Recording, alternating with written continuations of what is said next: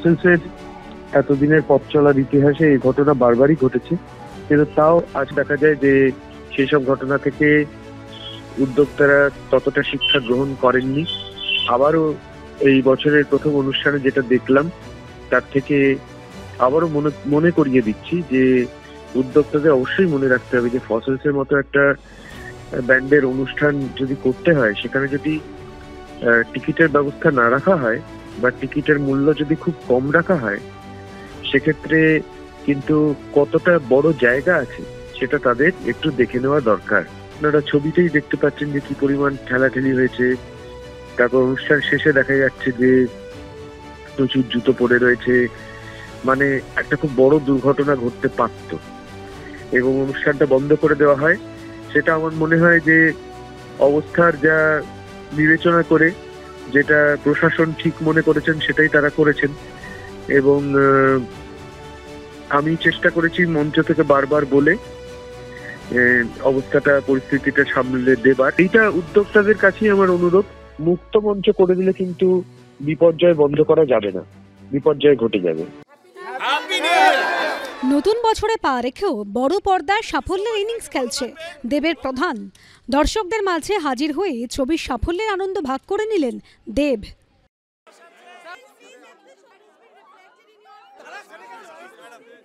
ABP আনন্দর সমস্ত দর্শকদেরকে জানাই নতুন বছর অনেক অনেক শুভেচ্ছা। ভালো থাকবেন, সুস্থ থাকবেন। আমি একটা তো প্রধান, হ্যাঁ, সে একটা ছবি ভালো হলে, এই লেভেলের রেসপন্স পেলে, ব্লকবাস্টার হলে ডেফিনেটলি যে কোনো শিল্পী বলো তো ভালো তো লাগবে।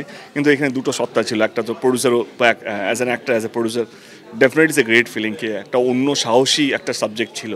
আমাদের একটু ভয় ছিল কি এরকম ধরনের সাবজেক্ট কেমন গ্রহণ করবেন দর্শক, কিন্তু যেইভাবে গ্রহণ করেছেন এবং সবাইকে রেফার করছে কি ছবিটা দেখো, it's a must watch film. এবং আজকের দিন দাঁড়িয়ে টানা 8 দিন ধরে হাউসফুল হওয়া, I think it's great thing. And এবারে কম্পিটিশনটা টাফ ছিল, হল পাওয়া নিয়ে আরম্ভ করে অনেক ভালো ভালো ছবি রিলিজ হচ্ছিল।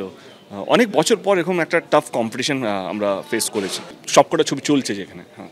তো সেকেন্ড উইকে দাঁড়িয়ে প্রধান সবকটাকে সম্মান জানিয়ে বলছি যে মোটামুটি একটা প্রধান জায়গা পেয়েছে।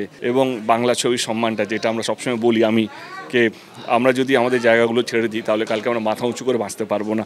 বাংলা সিনেমার কথা বলছি। তো আজকে বাংলা সিনেমা তার যোগ্য সম্মানটা ধরে রাখতে পেরেছে। তার প্রধান কারণ হলো দর্শক সেই ছবিটা দেখছে, মানে বাংলা ছবিকে দেখছে এবং প্রধানকে সেই সম্মানটা দিয়েছে। তার জন্য অসংখ্য ধন্যবাদ। বাংলা ছবি এখনও ভালো আছে। একজন এসে বললেন, একজন দর্শক, যে এমপি হয়েও তুমি এরকম একটা সিনেমা দর্শকদের জন্য উপহার দিয়েছো, তার জন্য সত্যি সাহসিকতার প্রয়োজন। তো সেখান থেকে দেবদা আরও বোধহয় অন্যান্য সিনেমার গল্পের জন্য সাহসটা বেড়ে গেল কোথাও। একটা আমরা জানতাম কি ডেফিনেটলি এটা নিয়ে আওয়াজ হবে, কিন্তু আওয়াজটা হয়নি সেরকমভাবে। এবং আমার মনে হয় সাহসটা তো পরে, একটা সততা দরকার ছিল। একটা ছবি বানাতে গেলে একটা সততা দরকার। আমরা এই ছবিটা কোনো পলিটিক্যাল পার্টির গেনের জন্য নয় বা কোনো পলিটিক্যাল পার্টিকে খারাপ দেখানোর জন্য নয়। এই ছবিটা বানিয়েছি দর্শকদের জন্য। এটা আমার মনে হয় যেখানে ভারতবর্ষে যে কোনো একটা গ্রাম হতে পারে, মানে এই দুর্নীতি যেগুলো আমরা ছবিতে দেখিয়েছি এটা শুধু বাংলার নয়, আমার মনে হয় ভারতবর্ষে অনেক জায়গা আমরা দেখেছি, নিউজে দেখেছি, পেপারে দেখেছি। তো সেইটাকে সিনেমার মাধ্যমে তুলে ধরা এবং পজিটিভ ওয়েতে, পজিটিভ ইন দ্য সেন্সকে কোনো দলকে ছোট করে না, সেটাই ইউএসপি অফ দ্য ফিল্ম, যে যার জন্য আমরা মনে হয়েছিল কি না এই ছবিটা করা উচিত।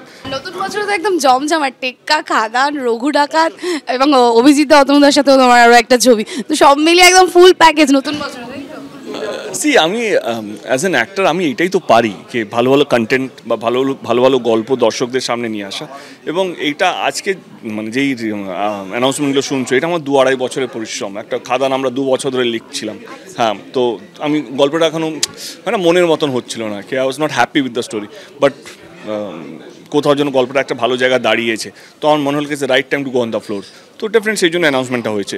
রঘু ডাকাত আমাদের চলছে 2020 থেকে, মানে আমাদের গোলন্দাজ রিলিজ হওয়ার পর থেকে। স্ক্রিপ্টটা রেডি হয়নি বলে, তো এখন মোটামুটি একটা আমার কিছুদিন আগে ধ্রুবদা ফোন করেছিল কি আমরা এবার বসার টাইম হয়ে গেছে, আমার মনে হয় যে উই ক্যান একটা শুটিংয়ের জায়গা হয়ে গেছে। তো এবার রঘু ডাকাতটা শুনতে হবে। অ্যান্ড টেক্কা আমার শীতের সাথে অনেক দিন, 1 বছর আগে থেকে চলছে। তো আমার মনে হয় কি আজকে আর সেই দিন নয়, 2 মাস হলো একটা স্ক্রিপ্ট নিয়ে আলোচনা করলাম, শুটিং শুরু করলাম। আজকে একটা স্ক্রিপ্ট তৈরি করতে গেলে মিনিমাম 6-7 মাস লাগে। অতসী মুখোপাধ্যায়, এবিপি আনন্দ।